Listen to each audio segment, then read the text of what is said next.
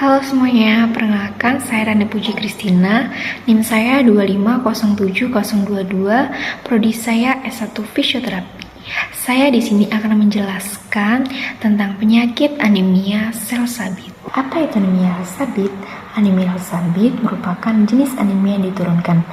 Normalnya sel darah manusia berbentuk bulat dan fleksibel, sehingga mudah bergerak melalui pembuluh darah. Pada anemia sel sabit, sel darah merah menjadi kaku dan menempel satu sama lain. Akibatnya, aliran darah ke bagian tubuh menjadi lambat bahkan terhenti, sehingga dapat menimbulkan nyeri dan merusak limpa. Karena limpa adalah organ yang berfungsi untuk melawan infeksi. Anemia sel sabit dibedakan menjadi dua, yaitu sel sabit heterozigot dan sel sabit homozigot. Sel sabit heterozigot yaitu hemoglobin yang terdapat dalam darah pasien yang tidak hanya HbS saja, melainkan bentuk kelainan hemoglobin seperti HbC, HbD, Hbe maupun thalassemia. Namun dalam sel homozigot hanya terdapat satu kelainan, yaitu hemoglobin HbS. Kelainan homozigot ini merupakan kelainan yang paling parah dibandingkan kelainan heterozigot. Dan berdasarkan kedua jenis tersebut, anemia sel sabit termasuk ke dalam penyakit sel sabit homozigot.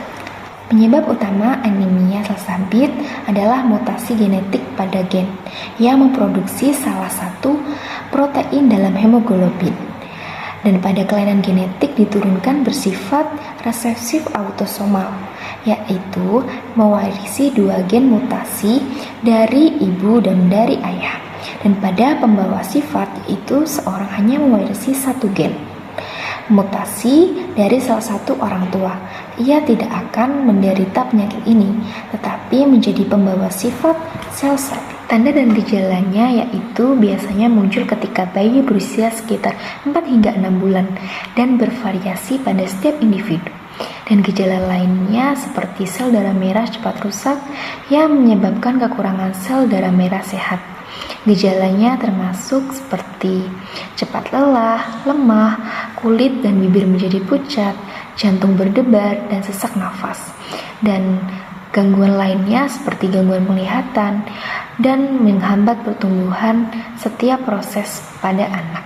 Pengobatan yang dapat dilakukan yaitu dengan transfusi darah, transplantasi sumsum tulang, pemberian obat antibiotik, pemberian obat untuk memicu sintesis HbS, dan yang terpenting tetap menjaga pola hidup sehat, memastikan asupan cairan cukup, dan menjaga kebersihan di lingkungan sekitar. Sekian video dari saya, terima kasih.